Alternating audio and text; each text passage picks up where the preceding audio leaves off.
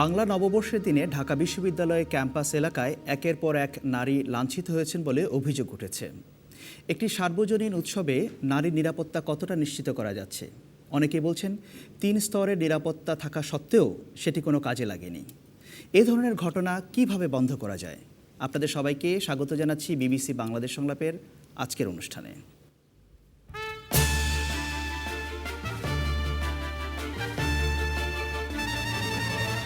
আজ প্যানেলে আছেন প্রধানমন্ত্রীর আন্তর্জাতিক বিষয়ক উপদেষ্টা ডক্টর গওহর রিজভী, বিএনপি চেয়ারপারসনের উপদেষ্টা ইনাম আহমেদ চৌধুরী, বাংলাদেশ পরিবেশ আইনবিদ সমিতি বা বেলার নির্বাহী পরিচালক সৈয়দা রিজওয়ানা হাসান এবং সাবেক রাষ্ট্রদূত ও বাংলাদেশ অ্যালায়েন্স ফর উইমেন লিডারশিপের নির্বাহী পরিচালক নাসিম ফেরদৌস।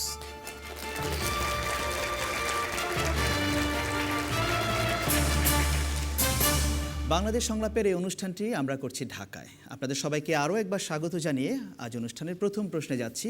প্রথম প্রশ্ন করবেন ফারহানা সুলতানা। পহেলা বৈশাখ বাংলা নববর্ষের দিনে প্রকাশ্যে যে নারীদের উপর ঘটে যাওয়া লাঞ্ছনা, এই ঘটনার সুষ্ঠু ও দ্রুত বিচার কি হবে? আপনার কি কোনো সন্দেহ আছে?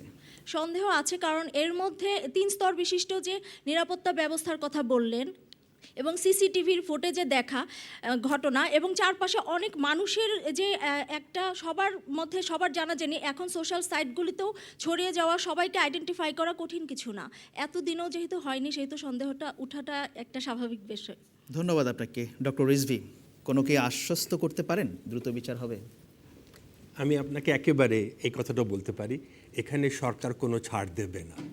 কেননা যেইভাবে ওরা ব্যবহার করেছে এটা গ্রহণযোগ্য না। কিন্তু একটা কথা মনে রাখতে হবে, যখন এদেরকে আইনের সামনে আনা হবে, একটু এভিডেন্স জোগাড় করতে হয়, প্রস্তুতি করতে হয়, উইটনেস জোগাড় করতে হয়, তাতে কিছু সময় লাগে। সরকার তো নিজের কাজ করবে, কিন্তু আমি তার থেকে বেশি বলতে চাই, আমাদেরও কিছু দায়িত্ব আছে। সেখানে এই ধরনের একটা দুর্ঘটনা এত লোকের সামনে হয়ে গেল, ঠিক আছে, মেনে নিলাম পুলিশ তাদেরও উচিত ছিল, তাদের কর্তব্য ছিল ওরাও এটাকে আটকাবে। কিন্তু আমরা নাগরিকরা কি করছিলাম? আমরা যখন অ্যাজ সিটিজেন্স, নাগরিক, আমরা যদি না উঠে দাঁড়াই, কোনো দিন আমাদের দেশে মহিলাদের সেফটি সিকিউরিটির উপরে আমরা এখানে নাগরিকরা তো দাঁড়িয়ে ছিল, অনেকে সেখানে গিয়েছেন, তাদের দাঁড়ানো মানে they should actively participate in apprehending. ওরা কেন ঝাঁপিয়ে পড়ে নেই? কারণ আমি জানি যখন পর্যন্ত নাগরিকরা নিজের হাতে নেবে না, এই ধরনের বদমাশরা সবসময় পার হওয়ার চেষ্টা। ডক্টর রিজভী, আপনি হয়তো খবরের কাগজে দেখেছেন, আমরাও দেখেছি, যারা সেখানে সেভ করতে গিয়েছিলেন তারা বলেছেন যে 2 জনকে ধরে পুলিশের হাতে দেওয়া হয়েছিল, কিন্তু পুলিশ পরবর্তীতে তাদেরকে ছেড়েও দিয়েছে, এমন অভিযোগও উঠেছে। আমি সেটা জানি না, এই অভিযোগের কথা আমি জানি না। যদি সত্যি হয়ে থাকে, যদি এরা সত্যি লোক ধরে থাকে, পুলিশ তাদেরকে ছেড়ে দিয়ে থাকে, তাহলে তাদের বিরুদ্ধে ব্যবস্থা নিতেই হবে। ধন্যবাদ আপনাকে। রিজওয়ানা হাসান। আমি 2 ভাবে প্রশ্নটার উত্তর দেওয়ার চেষ্টা করছি। আইন শৃঙ্খলা বাহিনীর সদস্যদের যে বক্তব্যগুলো আমরা পেয়েছি এই ঘটনাগুলোর ব্যাপারে, তাতে আমি খুব একটা আশান্বিত না যে এটা বেশি দূর যাবে বলে। মানে বিচার হবে আপনি আশা করছেন না? আমি আমার বক্তব্যটা আমি শেষ করি। আইন শৃঙ্খলা বাহিনী যে বক্তব্য দিয়েছে ওটা সঠিক কি সঠিক না আমি সে প্রশ্নে যাচ্ছি না, কিন্তু সেটি সংবেদনশীল ছিল কিনা। আমার মনে হয় নারীর প্রতি সম্মান প্রদর্শনের জন্য যে পরিমাণ সংবেদনশীলতার প্রয়োজন ছিল, পুরো জিনিসটা তদন্ত না করেই বক্তব্য দেওয়ার তো কোনো প্রয়োজন ছিল না। এতে এরকম বক্তব্য যে কিছুই হয়নি, আমরা এমন কিছু পাইনি, এগুলো বললে কিন্তু মনের ভিতর আমাদের একটা সন্দেহ ঢুকে যায় যে তাহলে হয়তো ঘটনাটা পেলেও পরে আর বলবে না। কারণ একবার যদি আমি বলে ফেলি একজন কর্মকর্তা হিসেবে যে আমি কিছু পাইনি, তাহলে পরে আর আমি কেমন করে বলবো যে আমি কিছু পেয়েছি? ফলে এই ধরনের ঘটনাতে সংবেদনশীলতার পরিচয় দেওয়া উচিত এবং আরেকটু সময় নিয়ে তদন্ত সাপেক্ষে বাহিনীগুলোর অন্তত বক্তব্য। এই যে আমরা দেখছি সর্বশেষ ঘটনা যে একজন উপপরিদর্শককে প্রত্যাহার করেছে সেই এলাকা থেকে, সরকার একটা পদক্ষেপ নিয়েছে যে দায়িত্ব অবহেলা ছিল কিনা সেই জন্য। এটা কি কোনো ইঙ্গিত দেয় যে সরকার আসলে ব্যবস্থা আসলে নেবে? সরকার ব্যবস্থা নেবে না আমি সে কথা বলছি না, কিন্তু সরকারের মুখপাত্র যদি বলে যে এরকম ঘটনার কোনো প্রমাণ আমরা পাইনি, তখন গিয়ে সরকার কি সিদ্ধান্ত নেবে এটার ব্যাপারে নাগরিকদের মনে একটি সন্দেহ হয়ে যায়। তবে আমি দ্বিতীয় যে কথাটি বলবো স্যারের সাথে একমত হয়ে, সেটি হচ্ছে বিচার হবে না, অনেক কিছুরই তো বিচার হয়নি, আমি নিজেও তো দেখেছি যে বিচার হয় না, কিন্তু বিচারের দাবিটা ছেড়ে দেওয়া যাবে না। তাহলে কিন্তু প্রতিষ্ঠানগুলোকে আমরা সেই সুযোগ করে দেব যে তারা বিচার না করে এ জাতীয় ষড়যন্ত্রমূলক বক্তব্য বা একটি গোষ্ঠীকে ইঙ্গিত করে ভিন্ন প্রচারণা চালিয়ে বিচারের দাবি থেকে সরে আসবে। আমাদেরকে সজাগ থাকতে হবে। ধন্যবাদ আপনাকে। দর্শকদের কাছে ফিরে যাই। শুরুতে তৃতীয় সারিতে একজন নারী যিনি হাত তুলেছেন। আজকে সকালের পত্রিকায় আমি দেখতে পেলাম, ওখানে বলা হয়েছে যে যাকে বস্ত্র হরণ করা হয়েছিল তিনি তার নাম ও ঠিকানা দিয়ে যায়নি। তাহলে যিনি তাকে বস্ত্র দিয়েছিলেন পরে, তার কি উচিত ছিল সেই মুহূর্তে জিজ্ঞেস করা যে আপনি কি পুলিশের কাছে আপনার নামটি দিয়েছিলেন? যখন পুলিশ বলছে যে তারা এমন কিছুই পায়নি, একজন ভাই কি তার বোনকে বস্ত্র দিবে, নাকি বলবে আপনার নাম আর ঠিকানাটা দিয়ে যান? মানে আপনার কি এখানে সন্দেহ হচ্ছে যে আসলে হ্যাঁ, বিচার আমার টিচার হবে সন্দেহ কিনা? হচ্ছে একজন পুলিশ কখনোই এই কথাটি বলতে পারেন না। এটা কেমন আমাদের প্রশাসন, যেখানে তারা 131টি ক্যামেরার পরেও বলতেছে আমরা কোনো ফুটেজ দেখিনি, যেখানে আমরা পরিষ্কার দেখতে পাচ্ছি একজন মহিলাকে 20 জনেরও অধিক পুরুষ ঘিরে রেখেছে। আর কি প্রমাণ আপনাদের চাই? ধন্যবাদ আপনাকে। পেছনের দিকে আরেকজন। 31st নাইটে বাঁধনের যে বস্ত্রহানি করেছে ওটারও বিচার আমরা পাইনি। এখন যে আমরা পেপারে দেখতে পেলাম ছাত্রলীগ এবং এর মধ্যে কিছু নাম এসেছে দলীয়, এগুলো সবই অভিযোগ আসছে এখন। অভিযোগ আসছে, কোনো কিছুই প্রমাণিত এখন হয়নি। আমরা এই ধরনের যখন নাম আসে তখন সরকার কিছু ছাড় দিয়ে ফুটেজে ওগুলি কিছুই পাওয়া যায় না। আমরা দেখতে পাচ্ছি এই ধরনের ঘটনা 31st নাইট এরকম অনেক ঘটনা দেখতে পাচ্ছি যা কিনা বিচার পাই না। তো আশা করি সরকার এটা জোর তদন্ত দিয়ে বিচার করবেন। ধন্যবাদ, অনেক ধন্যবাদ আপনাকে। বাঁ পাশে আরেকজন নারী হাত তুলেছেন, মাঝামাঝি। যেখানে ভিডিও ফুটেজটা সারা দেশের লোক দেখছে এবং সব কিছুই মিডিয়াতে প্রচার হয়ে গেছে, আমরা সবাই ব্যাপারটা জানি, কিন্তু স্যার কী করে বললেন যে এখনও এভিডেন্সের দরকার আছে? আরও কি এভিডেন্সের দরকার আছে যার পরে আমরা বিচার পাবো? আর এরা তো কোনো না কোনো ঢাকারই কোনো না কোনো বিশ্ববিদ্যালয়ের ছাত্র যারা এই কাজটা করছে। তাহলে এখানে কি আমরা বলবো যে এটা আমাদের প্রশাসনের দুর্বলতা নাকি আমাদের অবহেলা? ধন্যবাদ আপনাকে। ডক্টর রিজভী, আপনার কাছে এই প্রশ্ন আমি আসবো আপনার কাছে, তার আগে ইনাম আহমেদ চৌধুরী এবং নাসিম ফেরদৌসের কাছ থেকে একটু জিজ্ঞেস করে আসি। ইনাম আহমেদ চৌধুরী, ব্যাপারটি যে অত্যন্ত গর্হিত হয়েছিল এবং সংঘবদ্ধভাবে হয়েছিল কোনো সন্দেহ নেই। এটা প্রমাণ আর কত রকম প্রমাণ চাই, চাক্ষুষ প্রমাণ আছে, টেলিভিশন ফুটেজ আমরা দেখেছি, আপনার যারা দেখেছেন প্রত্যক্ষদর্শীরা বিবরণ দিয়েছেন। একজন ছাত্রনেতা তিনি নিজের পাঞ্জাবি খুলে গিয়ে তা ওই বিবস্ত্র মহিলাকে দিয়েছেন এবং তারা বলেছেন অনেক মহিলার গায়ে কামড়ানোর দাগও ছিল। এই ধরনের জঘন্য অপরাধ হয়েছে, অথচ প্রথমেই আমরা দেখেছি এটা খুবই দুঃখজনক যে আইন শৃঙ্খলা রক্ষা বাহিনী প্রথমে বেমানুম অস্বীকার করেছেন, বিশ্ববিদ্যালয় কর্তৃপক্ষ অস্বীকার করেছেন, তারপরে ফুটেজ দেখে আজকে দেখলাম খতিয়ে দেখতে হবে বিষয়টি। খতিয়ার কি দেখবেন? খতিয়ে দেখার কিছু নেই, যে তারা সম্ভ্রম হারা হয়েছেন, খতিয়ে দেখার তো কিছু নেই। অবিলম্বে না উচিত ছিল এবং যাকে পৌঁছানো, যাকে যখন কোর্টের সামনে আনা হবে যথেষ্ট তথ্য প্রমাণ দিয়ে তো কেসটাকে শক্ত করতে হবে, তাই না? তা ঠিক, কিন্তু তার ধরুন যেখানে পুলিশের কাছে দেয়া হয়েছিল, সামলিয়ে দেওয়া হয়েছিল, কিন্তু তিনি পুলিশটা তাকে ছেড়ে দিলেন। এটা তো প্রত্যক্ষভাবে প্রমাণিত হয়েছে, ওই পুলিশকে প্রত্যাহার পর্যন্ত করা হয়েছে। আর প্রমাণের কী আছে? কিন্তু প্রত্যাহার এটা কিন্তু শাস্তি কিন্তু হলো না, প্রত্যাহার করার মধ্যে এটা খুব নাজুকভাবে এটা ছাড়িয়ে দেওয়া হলো। এটা কিন্তু শুধু তাই নয়, জাহাঙ্গীরনগর বিশ্ববিদ্যালয় হয়েছে। এই যে যারা করছে তাদের কোমরে জোর আছে বলে তারা এরসব করে বেমালুম পেরিয়ে যাচ্ছে, এটা কিছুতেই গ্রহণযোগ্য নয়। এবং আমরা আশা করব যে অবিলম্বে শুধু সরকার নয়, সমাজও দাঁড়িয়ে যাবেন এবং সমাজের লোকেরা তো প্রত্যক্ষভাবে তার অংশগ্রহণের চেষ্টা করেছেন, ছেলেরা তার বাঁচাবার চেষ্টা, কেউ কেউ আহত হয়েছেন।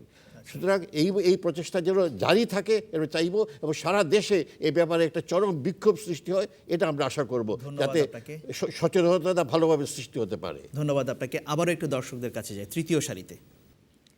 আমার প্রশ্নটি হচ্ছে, যারা এই ধরনের কার্যকলাপ করেছে তারা আসলে কোনো দলের ছত্রছায়ায় থাকতে পারে না, কারণ তারা দলের বাইরে যে এই ধরনের কাজ করে। তাই সরকার বা যারা আইনশৃঙ্খলা রক্ষাকারী বাহিনী আছেন তারা কি এর বিরুদ্ধে কঠোর থেকে কঠোরতম ব্যবস্থা গ্রহণ করতে পারেন কিনা? ধন্যবাদ আপনাকে। সামনের সারিতে প্রশাসন এত নীরব কেন? আমরা নারীরা আজকে শাড়ি পরে যখন স্বামীর সঙ্গে বাইরে ঘুরতেছি, আমাদের পরনের শাড়ি খুলে নেওয়া হচ্ছে।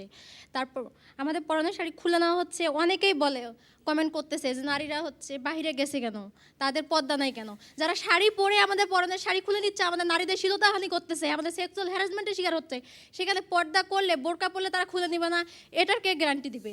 তাছাড়া এই যে দেশে হচ্ছে একজন প্রধানমন্ত্রী নারী, একজন বিরোধী দলের নেত্রী, আজকে যারা মঞ্চে আসছে তারাও দুজন নারী, সেই দেশে আমরা নারীরা আজকে স্বাধীন দেশে এইভাবে লাঞ্ছিত হচ্ছি, তার বিচার হচ্ছে না কেন? প্রশাসনটা কেন নীরব? ধন্যবাদ আপনাকে।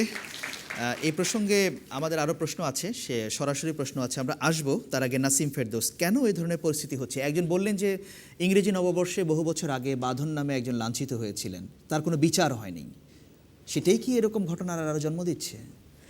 আসলে বিচার হয়নি, এটা একটা বিষয় তো বটেই যে আমরা কোনো কিছুরই বিচার পাই না, সুষ্ঠু বিচার হয় না। এবং শুরু হয় অনেক তোড়জোড় করে, হয়তো বা মিডিয়ার কারণে হোক বা জনগণের সচেতনতার জন্য হোক, এগিয়ে যায় কিছু দূর, তারপরে আর থমকে দাঁড়ায়, আর এগিয়ে যায় না। সুতরাং সঠিক বিচার হয় কিনা সেটা আমরা কখনো দেখতে পাই না। তো সেটা তো একটা কারণ অবশ্যই, কারণ যারা করে তারা ছাড় পেয়ে যায়। কিন্তু তার চেয়ে বড় আমার কাছে যেটা মনে হচ্ছে যে আমাদের সচেতনতার এত অভাব কেন? নারীকে তার স্বাধীনতা দিতেই হবে। এই স্বাধীনতা যতদিন নারীকে দেওয়া হবে না, যতদিন পর্যন্ত নারীকে এদেশে এম্পাওয়ার করা হবে না সঠিকভাবে, খালি আমরা ক্ষমতায়ন বলি, কিন্তু সেই ক্ষমতায়ন হয় না যখন এই ধরনের ঘটনা ঘটে। সন্দেহ করলেন যে বিচার হবে কিনা, আপনারও কি সেই সন্দেহ আছে ওনার কথা অনুযায়ী? এটা এখন বলা খুব আর্লি। তবে একটা জিনিস, একটা বক্তব্য আমাকে খুব কষ্ট দিয়েছে, সেটা হচ্ছে টেলিভিশনে যেটা দেখেছি যে ফটোশপকে ব্যবহার করা হয়েছে। মিডিয়া নাকি ফটোশপকে ব্যবহার করে এইসব বানোয়াট, অনেকটা বানোয়াট কথা, এই কথাটা কিন্তু বলা হয়েছে। এই ধরনের কথা আমরা প্রশাসনের কাছ থেকে আশা করি না। এটাকে একটা অস্বীকার করার প্রবণতা কি দেখা যাচ্ছে? অবশ্যই দায়িত্ব এড়ানোর, অস্বীকার না করলেও দায়িত্ব এড়ানোর প্রবণতা। আপনাকে ডক্টর রিজভী, আপনার কাছে একজন প্রশ্ন করেছিলেন যে আর কি এভিডেন্সের প্রয়োজন আছে? না, এটা একেবারে ভালো প্রশ্ন। কি এভিডেন্সের দরকার আছে? দেখো, কোর্টের সামনে যখন যাবে, আর আমার পাশে একজন আইনজীবী বসে আছেন, উনি এভিডেন্সের ব্যাপারে আরও আমার থেকে ভালোভাবে বলতে পারবেন। যখন আমার এনাম ভাই বলেন, উনি একজন সিভিল সার্ভেন্ট ছিলেন, ওনার যখন ট্রেনিং হয়, তিনি ক্রিমিনাল প্রসিডিওর, পেনাল কোড, সবার উপর ওনার ট্রেনিং হয়েছে। তারপরে যখন উনি বলেন কি সব প্রুফ তো আছে, না, সব প্রুফ নাই। আমাদের আইনে যখন পর্যন্ত এটা প্রুফ করা হবে না, তখন পর্যন্ত আ person is innocent until proven guilty. কাজেই পুলিশের কর্তব্য সব এভিডেন্স তুলে কোর্টের সামনে দেবে, সেখানে ম্যাজিস্ট্রেট বিচার করবে। এর মানে নয়, আমি বারবার বলে দিচ্ছি, এর মানে নয় কি আমরা এদেরকে শাস্তি দেব না বা এরা শাস্তি এড়িয়ে পার হয়ে যাবে, এটা কেউ মানবে না। আপনি তো কথা যা শুনলেন, অনেকে বললেন, নাসিম ফেরদৌস যেটা বললেন, যে একটা ডিনায়াল মোড কি আছে, দায়িত্ব এড়িয়ে যাবার একটা প্রবণতা। এটা যদি থাকে, এটা খুবই দুঃখের বিষয়। যদি থাকে, আমি এটাকে একেবারে কন্ডেম করব খুব জোর ভাষায়। কিন্তু আরেকটা জিনিস মনে রাখতে হবে, আমাদের যে পুলিশ অফিসার্স, ইন্সপেক্টরস, এদের কমিউনিকেশনসের কোনো ট্রেনিং দেওয়া হয় না। যখন ওদেরকে ক্যামেরার সামনে দিয়ে দেওয়া হয়, যা তা বলে দেয়। এর জন্যে এটাকে অবভিয়াসলি আমরা ডিসঅ্যাপয়েন্টেড। কিন্তু প্লিজ আমি আপনাদেরকে বলবো, ধৈর্য রাখেন, বিশ্বাস রাখেন, এই সরকার যারা এগুলি করেছে এদেরকে শাস্তি দেবে। এই কথাটা আপনাদের সামনে দিয়ে গেল। ধন্যবাদ আপনাকে ডক্টর রিজভী। একটু আগে কথা হচ্ছিল, পোশাক নিয়ে একজন কথা তুলছিলেন যে কেন এই নারীকে হেনস্থা হতে হবে। সেই প্রসঙ্গে একটি প্রশ্ন আছে, এই প্রশ্নটি করবেন সৈয়দা তাসমিয়া মারজান। আমার প্রশ্ন হচ্ছে, এই যৌন হয়রানির জন্য নারীর পোশাককে দায়ী করার সংস্কৃতির শেষ কোথায়?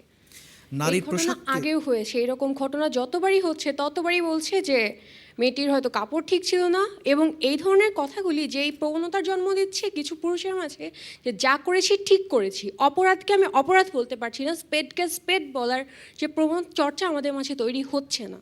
ধন্যবাদ আপনাকে। নারীর পোশাকের দায়ী করার সংস্কৃতির শেষ কোথায়? এরই মধ্যে আমরা দেখেছি এই ঘটনার পর একটি কট্টরপন্থী ইসলামী সংগঠন হেফাজতে ইসলাম, তার প্রধান আল্লামা শফি, তিনিও একটি মন্তব্য করেছেন। তিনি বলেছেন যে অশালীন চলাফেরার কারণে পহেলা বৈশাখের ঘটনা, এটা পত্রিকাতে এভাবে এসেছে, বিভিন্ন অনলাইনেও এসেছে। সেই প্রেক্ষাপটে প্রশ্ন, নাসিম ফেরদৌস, পোশাককে দায়ী করার সংস্কৃতি কি আসলে শেষ হবে না বাংলাদেশে? আপাত দৃষ্টিতে তো মনে হচ্ছে যে হবে না, তবে এইটা ঠিক যে শালীনতা বজায় তো নারী নিজেই শালীনতা বজায় রাখতে চায়। নারী চায় না যে একটা পুরুষের সামনে, কোনো নারী আমার বিশ্বাস চায় না যে একটা পুরুষের সামনে এরকম একটা পাবলিক প্লেসে তার শালীনতার কোনো রকমের কোনো ব্যত্যয় ঘটে। সুতরাং সে পোশাক সব পোশাক ঠিক মতো পরে। কিন্তু এই যে কথাগুলো বলা হচ্ছে যে নারীকে এভাবে চলাফেরা করে বলেই তো তার উপরে আঘাতটা, প্রশ্নটা অনেকটা এই ধরনের ছিল যে আঘাতটা কেন করা হয় পোশাকের উপরে। এটার পরিবর্তন একমাত্র তখনই আসবে যখন ঘরে ঘরে প্রত্যেকটি পুরুষকে সচেতন করা হবে। মায়ের দায়িত্ব, স্ত্রীর দায়িত্ব, কন্যার দায়িত্ব, সবার দায়িত্ব কিন্তু এক, এবং সেই দায়িত্ব হলো অ্যাওয়ারনেস রেজ করা। যতক্ষণ পর্যন্ত আমরা জাতিগতভাবে সচেতন হব না ততক্ষণ পর্যন্ত এই জিনিসটা ঠিক হবে না। ধন্যবাদ আপনাকে। সেখানে শিক্ষার প্রয়োজন সবচেয়ে বড়। দর্শকদের কাছে যাই, মাঝখানের সারিতে। আমি মনে করি নারী এই শালীনতাহানির ব্যাপারে প্রশাসনিক ব্যাপার এবং এই পোশাকের ব্যাপার দুটোই জড়িত। এই দুটো কারণেই আজকে আমাদের নারী সমাজ লাঞ্ছিত এবং অপমানিত হচ্ছে। পোশাকের ব্যাপারটাকে আপনি কিভাবে এটার সঙ্গে জড়িত করছেন, কি একটু ব্যাখ্যা করবেন? এটা আমি ব্যাখ্যা করতেছি এভাবে যে আমরা যদি দৃষ্টি দেই বিশ্বের দিকে, তাহলে আমরা দেখব যে ইউরোপ আমেরিকাতে সেখানে পোশাকের ব্যাপারে একেবারেই স্বাধীনতা দেওয়া হয়েছে, যার কারণে সেখানে যৌন হয়রানি এবং ধর্ষণের অভিযোগ প্রতি মুহূর্তে হচ্ছে। পক্ষান্তরে আমরা যদি আরব রাষ্ট্র দিকে তাকাই, সৌদি সহ অন্যান্য রাষ্ট্রে যেখানে পর্দার বিধান রয়েছে সেখানে মানে যৌন হয়রানি হয় না বললেই চলে। এর পাশাপাশি আচ্ছা, ওনাকে শেষ করার সুযোগ দেন। এবং আরও বলতেছি যে প্রশাসনিক যে দুর্বলতা রয়েছে, আমরা এর আগে দেখেছি যে, আমি বিশ্ববিদ্যালয়ের নাম নেব না, সেখানের এক প্রফেসর তিনি বলেছেন তিনি সেঞ্চুরি যে পালন করেছিলেন, সরকার তাকে সোনার ছেলে বলে তাকে আরও বাহবা দিয়েছে। এর দ্বারা ওরা বোঝায় যে আমাদের প্রশাসন এই সমস্ত বখাটে ছেলেদেরকে আরও নারী হয়রানি করার জন্য তাদেরকে আরও উৎসাহ দিচ্ছে। ধন্যবাদ আপনাকে, অনেক ধন্যবাদ। আপনাদের কাছে আবারও আসবো রিজওয়ানা হাসান। পোশাকের ব্যাপারে উনি যে কথাটা বললেন, আপনি কিভাবে ব্যাখ্যা করবেন? দিল্লিতে একটি ধর্ষণের ঘটনায় বছরখানেক আগে খুব হইচই হয়েছিল। তখনও ওইখানকার ক্ষমতাসীনরা এবং পরবর্তীতে যারা ক্ষমতা নিয়েছে তারা বলেছে মেয়েদেরকে শালীন পোশাক পরে রাস্তায় বের হতে।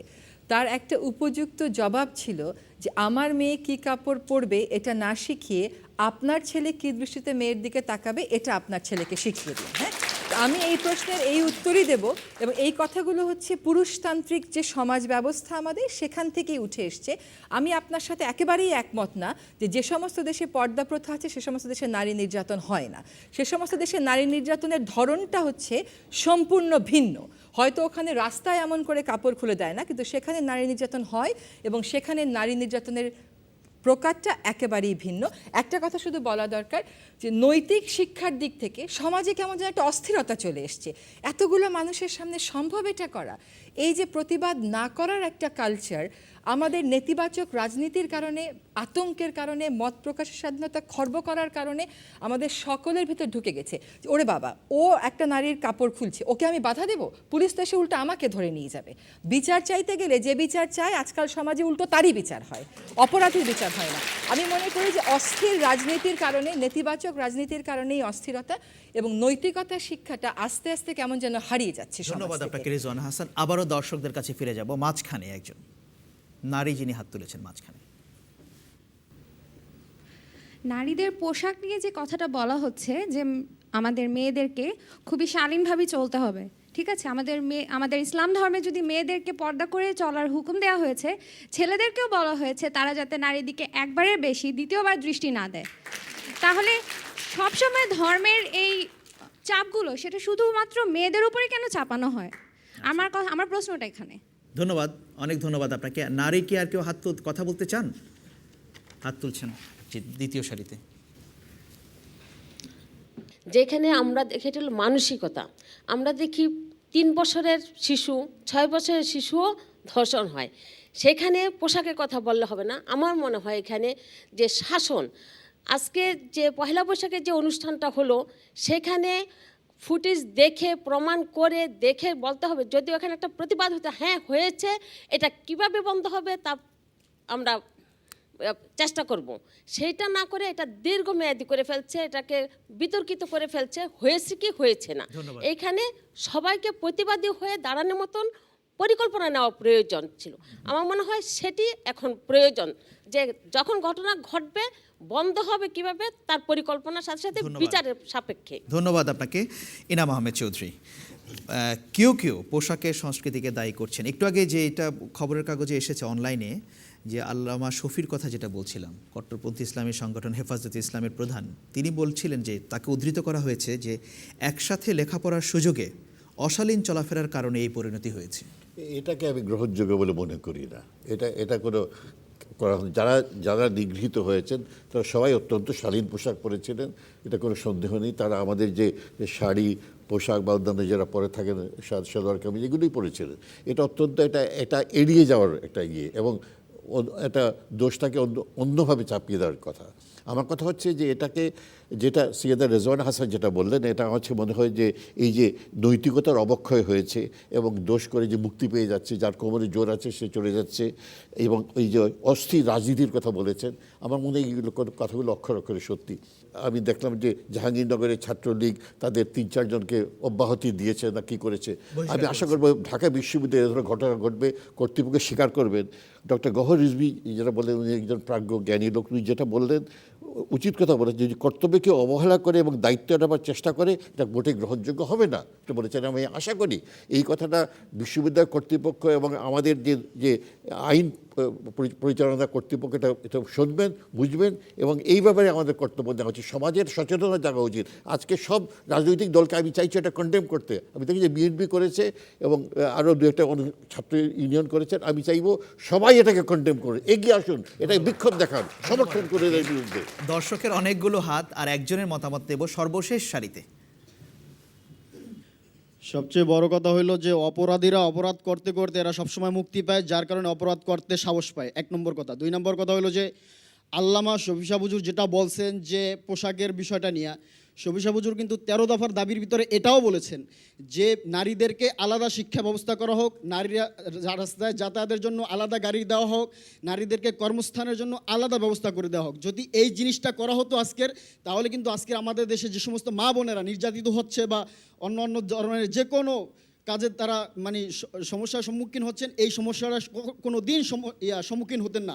যার কারণে সর্বপ্রথম মানুষকে কোনো অপরাধী দিয়ে আপনি কোনো ভয় দেখাইয়া এইটাকে দূর করতে পারবেন না। একমাত্র যদি মানুষের ভিতরে আল্লাহর ভয় ঢুকানো যায় আর আল্লাহর ভয় আসে, তখনই মানুষের ভিতরে সবচেয়ে সমাধান আসবে। ধন্যবাদ, অনেক ধন্যবাদ আপনাকে। ডক্টর রিজভী, প্রথমে আমি একটা কথা একেবারে পরিষ্কার করে বলতে চাই যে যখন হেফাজতে ইসলামের 13 পয়েন্ট দাবি করা হয়েছিল, তার মধ্যে এই ধরনের কিছু কথা ছিল। আপনাদের খেয়াল থাকবে কিছু পলিটিক্যাল পার্টিজ এটাকে সমর্থন দিয়েছিল, তারা আজ পর্যন্ত সেটাকে কন্ডেম করে নাই। সেই কন্ডেম না করাতে আজকে আরও 2-1 জন সাহস পাচ্ছে। আরেকটা কথা আরেকটু বলতে পারি, দেখেন সেগ্রিগেশন হবে না হবে এটাকে মহিলাদেরকে জিজ্ঞেস করতে হবে। ওনারা কি ঘরে বসে থাকতে চান, ওনারা এসে অফিসে আমাদের পাশে সবার সঙ্গে কাজ করবেন? একজন মৌলানা বা মৌলভী যদি এটা বলে দেন কি না, ওদেরকে সেপারেট বাসে রাখবো, সেপারেট স্কুলে রাখবো, সেপারেট বাসায় রাখবো, 12 বছরের বয়সের উপরে বাইরে কাজ করতে দেবো, আগে একটু মহিলাদেরকে জিজ্ঞেস করেন আমরা কি ওই অবস্থায় যেতে চাই কি না। আর লাস্টলি আমি এটাও বলতে চাই কি দেখেন, পোশাক নিয়ে কেউ কাউকে ডিরেক্টিভস দিতে পারে না, কেননা এটা হলো একটা চয়েসের ব্যাপার। আপনার চয়েস বোরখা পরা, আপনি বোরখা পরবেন, আপনার চয়েস বোরখা পরার না, আপনি পরবেন না। সব মহিলাকে চয়েস দিতে হবে। এই চয়েসকে যে যার বিরোধী করবে তার সঙ্গে আমি একেবারে ধন্যবাদ আপনাকে। আমি আর একজন নারীর হাতটা নেই, তৃতীয় সারিতে আপনি খুব সংক্ষেপে 20 সেকেন্ডে বলবেন যে নারীদেরকে সিদ্ধান্ত নিতে হবে যে তারা কি করবে। ডক্টর রিজভী পয়েন্ট তুলেছেন।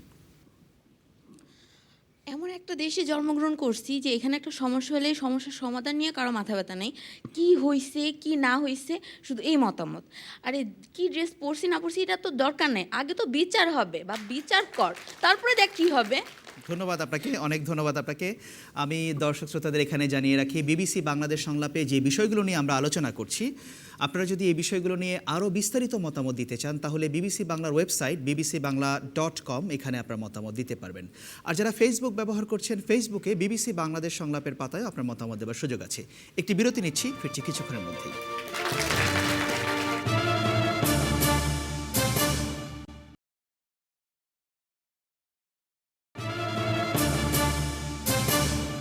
আপনাদের সবাইকে আবারও স্বাগত জানাচ্ছি বাংলাদেশ সংলাপে। বিরতির পর আমরা ফিরে এলাম। পরের প্রশ্নে যাব এবারে। পরের প্রশ্ন করবেন সঞ্জানা এনা।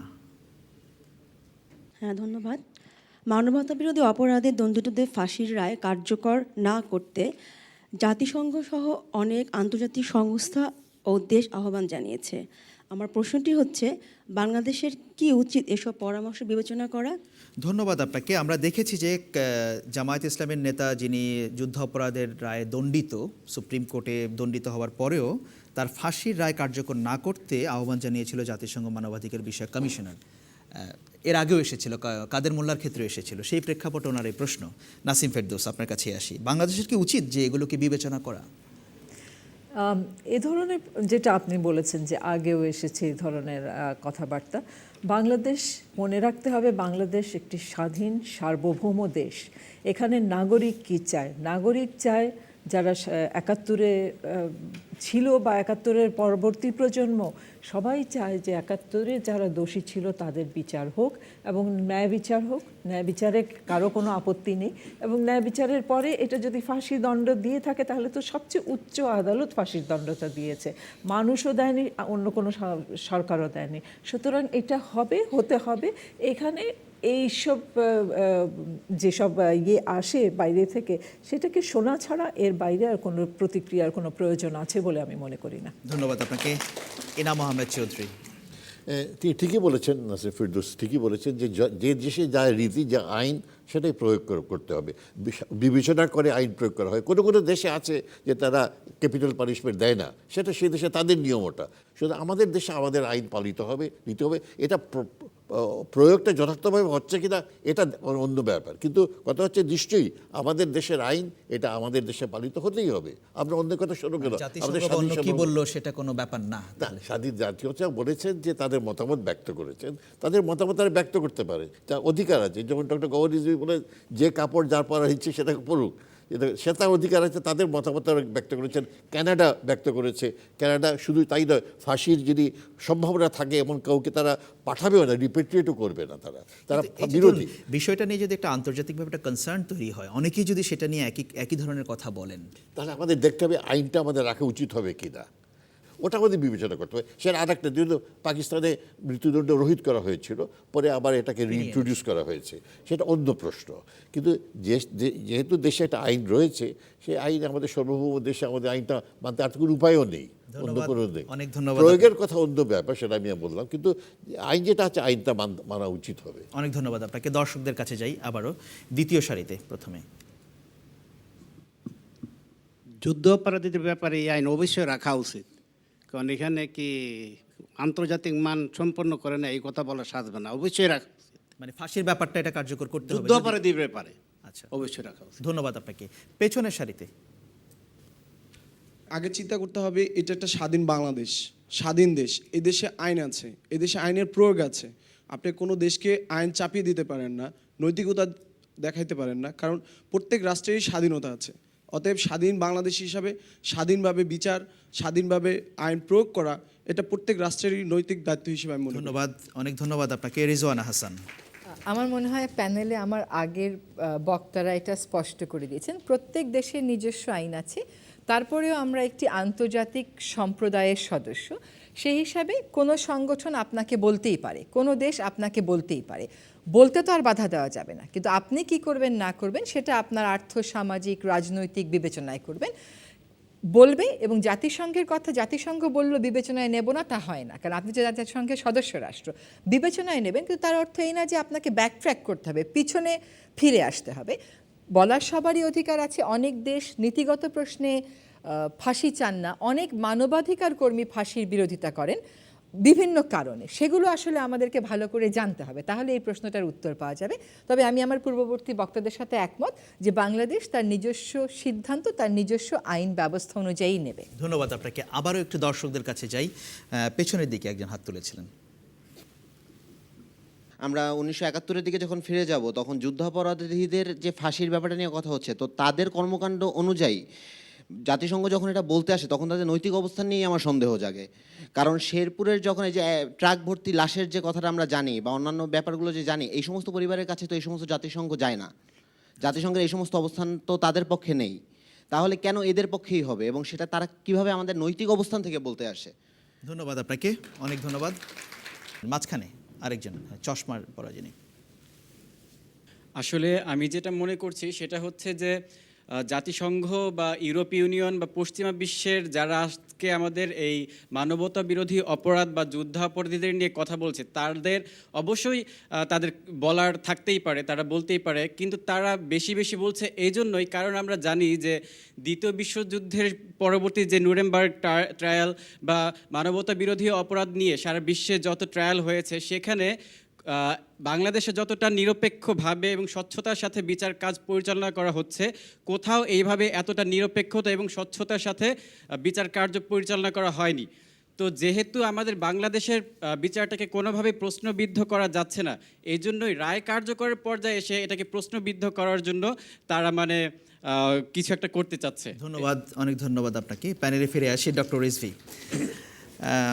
জাতিসংঘ, আপনি সবই জানেন, দেখেছেন যে ইউএন হিউম্যান রাইটস কমিশনার যে বিবৃতিটা দিয়েছেন, সেখানে শুধু ফাঁসি কার্যকর এটা বন্ধ করার জন্য না, একটা কথা বলা হয়েছে যে ট্রায়ালের যে ফেয়ারনেস সেটা নিয়েও একটা কনসার্ন আছে, সে কথাও বলেছেন।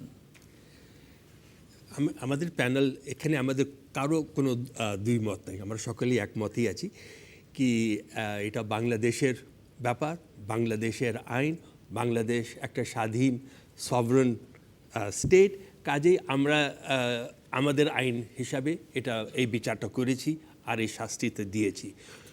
দুইটা কথা এখানে বলা প্রয়োজন। প্রথমে এই যারা প্রশ্ন করছে এই প্রসেসটা ঠিক মতন হয়েছে কি না, তারা ভালো করে যদি দেখে কিভাবে প্রসেস হয়েছে, কাউন্সিল দেওয়া হয়েছে ওদেরকে, এভিডেন্স কল করার উইটনেস, তারপরে ওপেন কোর্ট এবং আপিল, যে কোনো দেশ আপিল দেয়নি, আমরা ওদেরকে আপিলের পসিবিলিটিস দিয়েছি। তারপরে যখন হিউম্যান রাইটস কমিশন বা যে কোনো কি বলে এটা ঠিক মতন হয়নি, এটাকে আমরা সত্যি সিরিয়াসলি নেওয়া উচিত না।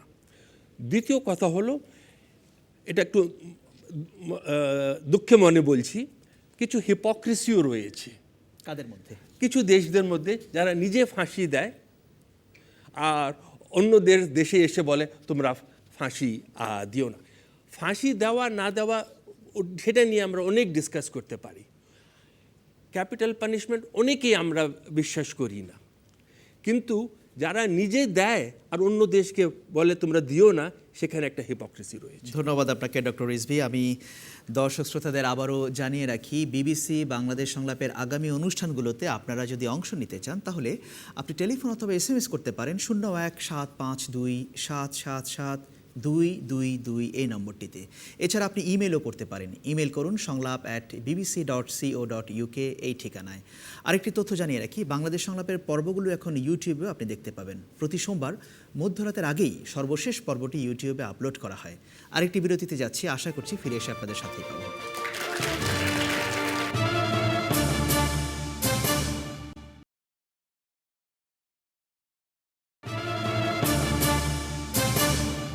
সবাইকে আবারও স্বাগত জানাচ্ছি বাংলাদেশ সংলাপে। বিরতির পর আমরা ফিরে এলাম, পরের প্রশ্নে যাচ্ছি এবারে। পরের প্রশ্ন করবেন ফাতেমা সিদ্দিকা। ঢাকা ও চট্টগ্রাম সিটি কর্পোরেশন নির্বাচনে বাংলাদেশ নির্বাচন কমিশন কি সবার জন্য সমান সুবিধা নিশ্চিত করতে পারছে বা পারবে? সিটি কর্পোরেশনের নির্বাচনে সবার জন্য কি সমান সুবিধা নিশ্চিত করা যাচ্ছে? ইনাম আহমেদ চৌধুরী। আমরা যুদ্ধ এখন মধ্যে দেখতে পাচ্ছি, এটা আমাদের দুর্ভাগ্যবশত বলতে হচ্ছে যে কোনো কোনো প্রার্থী অভিযোগ করছেন যে এই সিটি নির্বাচনে লেভেল প্লেয়িং ফিল্ড হয়নি, এবং প্রত্যেকটি প্রার্থী সমান সুযোগ পাচ্ছেন না, এটা বলা হয়েছে।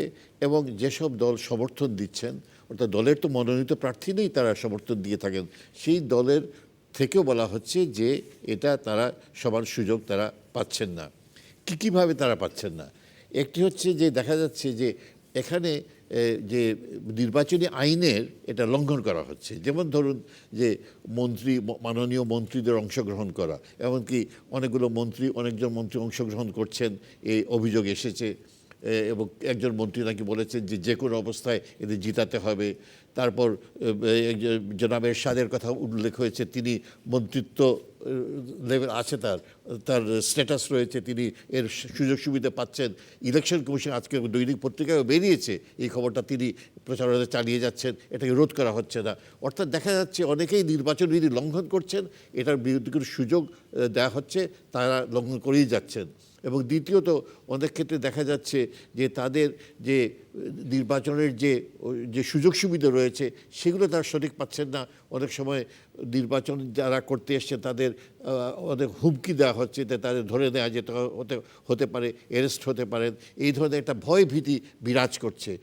এই ভয় ভীতির সংখ্যার ঊর্ধ্বে আমাদের উঠতে হবে। এবং আমরা আশা করি এই চ্যালেঞ্জ, যেটা সরকারের জন্য একটা বড় চ্যালেঞ্জ, নির্বাচন কমিশনের জন্য এটা খুবই বড় চ্যালেঞ্জ, এই গ্রেডটা গ্রহণ করে সত্যিকারভাবে একটা নির্বাচনের অনুকূল অবস্থা সৃষ্টি করুন, যাতে সবাই নির্বিঘ্নে তাদের নির্বাচনী কাজ চালিয়ে যেতে পারে এবং নির্বাচনী আইন যাতে লঙ্ঘিত না হয়, এ ব্যাপারে সতর্ক থাকতে হবে। ধন্যবাদ আপনাকে ইনাম আহমেদ চৌধুরী। নাসিম ফেরদৌস, ইনাম আহমেদ চৌধুরীর কথা শুনলেন এবং বিএনপি চেয়ারপারসন খালেদা জিয়া তিনিও কিন্তু বলেছেন যে নির্বাচনে সমান সুযোগ দিচ্ছে না, তা মানে কিন্তু তিনিও অংশ নিচ্ছেন, প্রচারণা করছেন। আসলে নির্বাচন তো নির্বাচন কমিশন করবে, সুতরাং নির্বাচন কমিশনের কাছে একটা প্রসেস আছে, যে প্রসেসের মাধ্যমে নালিশ করার সুযোগ আছে। এবং যেসব যেসব অভিযোগ এসছে সেই অভিযোগগুলো লিখিতভাবে নির্বাচন কমিশনের কাছে দাখিল করতে হবে। এটাই আমার যতদূর জানা, সেইভাবে নিয়ম এইটা না করে প্রচারণায় মানে মিডিয়ার মাধ্যমে এই কথাগুলো তুলে কোনো লাভ নেই। আসলে যদি অভিযোগ সত্যি হয় তাহলে অভিযোগ সঠিকভাবে করতে হবে, এটা এক। দ্বিতীয় কথা হলো, যদি কোনো যে সমস্ত প্রার্থীকে সরকার সমর্থন দিচ্ছে তাদের বিরুদ্ধে যদি কোনো অভিযোগ কমিশনে করা হয়, সেগুলো আমলে নেবে, কাজে আসবে, অতীত অভিজ্ঞতা তাই বলে এখনো হবে, আপনার মনে হয়? এই নির্বাচন তো ইলেকশন কমিশন কিভাবে করবে সেটা বলা মুশকিল। যে আগের অভিযোগগুলো, আগে তো আমরা আসলে সেরকম কোনো নির্বাচনই দেখিনি বলতে গেলে। এবার একটি নির্বাচন হচ্ছে বলে মনে হচ্ছে, সুতরাং এই অভিযোগগুলো তারা আমলে নেওয়া উচিত। কিছুটা জিনিসে দেখা গেছে যে নির্বাচন কমিশন একটু শক্তিশালী হয়েছে, শক্তিশালী না হলে সেটা করতে পারবে না। কিন্তু বেগম খালেদা জিয়া যেখানে নিজে যাচ্ছেন, সেখানে অন্য মন্ত্রীরা যদি দলগতভাবে যায় এবং মন্ত্রিত্বের পরিচয়ে না যায়, তাহলে অসুবিধাটা কোথায়? ধন্যবাদ আপনাকে। চতুর্থ সারিতে বাঁ পাশে একজন দর্শক। ঢাকা সিটি নির্বাচনের উত্তর ও দক্ষিণে যেখানে আওয়ামী লীগের বিভিন্ন প্রার্থীগুলোর নামে হত্যা এবং হত্যাচেষ্টা মামলাগুলো রাজনৈতিক বিবেচনায় প্রত্যাহার করা হয়েছে, কিন্তু বিএনপি সমর্থিত একজন মেয়র প্রার্থীর নামে গাড়ি পোড়ানো 2টি মামলায় জামিন দেওয়া হলো না। তাহলে সমান সুযোগ কোথায় রইল? কিন্তু এটা তো এখানে যেখানে ক্রিমিনাল মামলা থাকে, এটা তো আইন শৃঙ্খলাজনিত ব্যাপার, এখানে নির্বাচন কমিশনের দায়টা কোথায়? নির্বাচন কমিশন সর্বোপরি এটা নির্বাচন কমিশনের আইনে কিন্তু সেটি নাই, তাহলে নির্বাচন কমিশন সর্বোপরি এটা সরকারিভাবে তো পরিচালিত হচ্ছে। আচ্ছা, ধন্যবাদ আপনাকে। আরেকজন কথা বলতে চেয়ে, আরেকজনের নাম নেই, যে পেছনের দিকে। এখন আমরা সাধারণ মানুষ, আমরা এখন যখন রাস্তায় চলি তখন লোকজন বলে যে আমাদের প্রার্থী এমনি বিজয়ী হবে, আমরা যদি নির্বাচন ভোট কেন্দ্রে না যাই তারপরেও তারা নির্বাচিত হবে। আসলে সেটা তারা কিভাবে অনুমান করতে পারছে? মনে হচ্ছে কি দুই দল সমর্থিত প্রার্থীরা সমান সুযোগ পাচ্ছে? সমান সুযোগ তো এখানে দেখা গেল যে কাউকে আবার সুযোগ দেওয়া হচ্ছে, আবার কাউকে জামিন দেওয়া হচ্ছে না। এখানে আমাদের একটা প্রশ্ন থেকে জামিন তো আদালতের ব্যাপার, নির্বাচন কমিশন সেটা করছে কিনা? নির্বাচন বিষয় এটা নির্বাচন কমিশনার ভালো বুঝবে, কিন্তু আমরা সাধারণ মানুষের কাছে শুনতেছি যে তাদের প্রার্থীরা যদি তারা নিজেরা ভোট দিতে না যায় তাহলে তারা বিজয়ী হবে। এটা আসলে আমাদের কাছে একটা প্রশ্ন। ধন্যবাদ আপনাকে। আবারও আসবো আপনাদের কাছে, রিজওয়ানা হাসান। জি, পত্রপত্রিকা বা টেলিভিশনে যেটুকুন দেখি তাতে করে এটুকুন বুঝি যে মানুষ নির্বাচন নিয়ে একটু উৎসাহ বোধ করছে। তবে যে সমস্ত কথাগুলো বিরোধী দলের কাছ থেকে শুনি, পত্রিকায় দেখেছি যে নির্বাচন কমিশনের কাছে লিখিত অভিযোগের স্তূপ পড়ে আছেন, কিন্তু অভিযোগগুলো নাকি তারা নিষ্পত্তি করছে না। আজকেও পত্রিকায় দেখেছি যে লিখিত অভিযোগের স্তূপ আছে। আর আইনি প্রক্রিয়া, এটি আইনি প্রক্রিয়া না, আইনের মধ্যে পড়ে গেলে আমরা সকলেই এই ধরনের কথাগুলো বলে দায়িত্ব এড়িয়ে যাই। আমার কাছে আসলে মনে হচ্ছে না যে সমান সুযোগ পাচ্ছে বলে, কারণ একজন মেয়র পদপ্রার্থী তো দেখছি তার স্ত্রী বলে যাচ্ছেন, এবং তার মামলা দুটো বেশ সিলি, মানে গাড়ি পোড়ানো মামলা। এটা যে মানে মামলা হয়েছে, আইন তার নিজস্ব প্রক্রিয়া চলবে। আইন আচমকা জোরে চলা শুরু করলে তখন মানুষ তো একটুখানি সন্দিগ্ধ হয়েই যায়। আর বিরোধী দল থেকে অভিযোগ করা হচ্ছে, আমরা বুঝতাম যে নির্বাচন কমিশন ঠিক মতন দায়িত্ব পালন করছে যদি দেখতাম নির্বাচন কমিশনার বলছেন যে বিএনপি নেত্রী বা অমুক কমিশনার এই অভিযোগগুলো করেছে, এগুলো এই কারণে আমরা খারিজ করে দিয়েছি। তাদের কাছ থেকে এরকম যদি পত্রিকায় একটা প্রেস স্টেটমেন্ট দিয়েও আমাদেরকে জানানো হতো, তাহলেও কিন্তু আমরা বুঝতাম যে তারা কাজ করছে। নির্বাচন সংক্রান্ত নানান তথ্য এখন আমরা বিভিন্ন মন্ত্রীদের কাছ থেকে পাই, সেনা সদস্য থাকবে কি না থাকবে না এগুলো বলবে নির্বাচন কমিশন, এগুলো মন্ত্রীদের বলার বিষয়। আবারও দর্শক মাঝখানে একজন হাত তুলেছেন। হ্যাঁ, আসলে আমাদের দেশের বড় সমস্যা হচ্ছে যারা নির্বাচনে অংশগ্রহণ করে তারা যদি জিততে পারে তাহলে বলে যে সঠিক নির্বাচন হয়েছে, আর যদি হাইরে যায় কিনা এর জন্য আগে অনেক ধরনের অজুহাত তুলে বসে থাকে। এই অজুহাত তুলে তারা নির্বাচনে যাতে আরও সমস্যার সৃষ্টি হয় সেইগুলি তৈরি করে। তাই সেইগুলি তৈরি না কইরা শুধু এখন না, এর আগে যদি বিএনপি যখন ক্ষমতায় ছিল তখন যারা আওয়ামী লীগে দাঁড়াইছে তারা ওই রকমই কথা বলছে। কারণ যদি নির্বাচনে হাইরে যাই তখন আমরা কী বলবো, ঘরেও কিছু বলা লাগবে। অনেক সময় দেখা যায় নির্বাচনে বাড়ি এলিও কয়েকজন নির্বাচনে যাইও না, তখন তারা বলে দেখো নির্বাচন সঠিক হয় নাই তাই আমি হাইরে গেছি। এর জন্য এইসব যুক্তি তর্ক আগে গুছিয়ে গাছ করিয়া দৈরে রাখে ডাল স্বরূপ, এছাড়া আর কিছু না। অনেক ধন্যবাদ আপনাকে। আপনারা নারীরা কি কিন্তু কেউ কথা বলতে চান এই প্রসঙ্গে? হ্যাঁ, ওই যে পেছনের দিকে একজন। হ্যাঁ, নির্বাচন প্রসঙ্গে আমাদের হলো যে যেখানে নির্বাচন কমিশনার 10% ভোটকে 40% বলার জন্য 24 ঘন্টা সময় নিয়েছিলেন, তাইলে আপনারা 10% ভোটকে কিভাবে 40% বলেন? তাইলে আমরা নির্বাচন কমিশনের উপরে কিভাবে আমরা নির্ভরশীল হব বলেন? আপনি তো বললেন বারবার আইনের কথা বলে যে এড়িয়ে যাচ্ছেন, কেন নির্বাচন কমিশনও তো সঠিকভাবে দায়িত্ব পালন করতেছে না। এ ব্যাপারে আপনার মনে হচ্ছে সমান সুযোগ পাচ্ছে না? না, সমান সুযোগ পাচ্ছে না। আচ্ছা, ধন্যবাদ আপনাকে। ডক্টর রিজভী, আপনার কাছে আসে। আপনি খবরের কাগজও দেখেছেন এর মধ্যে আমি আপনাকে কয়েকটি উদ্ধৃত করে বলি। জাতীয় দৈনিকে এসেছে যে আওয়ামী লীগের প্রার্থীকে সুবিধা দিতে রাস্তা সংস্কার করা হয়েছে। আচরণবিধি লঙ্ঘন, নির্বাচন কমিশন চুপ, 2.5 শতাধিক আচরণবিধি লঙ্ঘনের ঘটনা ঘটছে। মেজরিটি হচ্ছে যারা সরকারি দলের সমর্থিত, কিছুই করা হচ্ছে না। মানে বলা যাবে যে আসলে সমান সুযোগ হচ্ছে? তাহলে এগুলি যে অভিযোগের কথা বলা হচ্ছে, এটা প্রথম মনে রাখতে হবে এগুলি অভিযোগ। এটা কত সত্যি বা সত্যি না এটা এখনও আমি বলতে পারছি না। কিন্তু এখানে আমি দুইটা কথা বলতে চাই। প্রথম হলো আমাদেরকে সরকারকে এবং ইলেকশন কমিশনকে সেপারেট করতে হবে। ইলেকশন কমিশন সরকার কন্ট্রোল করে না। ইলেকশন কমিশন অটোনমাস, একেবারে কনস্টিটিউশনালি অটোনমাস। এখন যদি ইলেকশন কমিশন বাস্তবে কি আমি বলছি, ইলেকশন কমিশন যদি নিজের পাওয়ার ব্যবহার না করে তাহলে ইলেকশন কমিশনের দায়িত্ব সরকারের দায়িত্ব না। সেরকমই কি কিছু হচ্ছে? সেটা আমি তো আগে বললাম, অভিযোগ শুনেছি, অভিযোগ আমরা দেখব। এইবারটা প্রথমবার যেখানে ইলেকশন কমিশন সব রিটার্নিং অফিসারে কোনো সরকারি কর্মচারী নেয়নি, নিজেদের রিটার্নিং অফিসার। এবারটা DC, deputy commissioner, returning officer হবে না। তো এইগুলি জিনিস যখন আমরা দেখি তখন আমরা মনে হয় কি ইলেকশন কমিশন আস্তে আস্তে করে নিজেকে আরও স্ট্রেনথেন করছে এবং আমাদের আশা বেড়ে উঠছে। আরেকটা জিনিস আমি বলতেই হয়, আজকে 2008-এ যখন ইলেকশন হলো, যারা হারলো তারা বলল ইলেকশন ভালো হয়নি।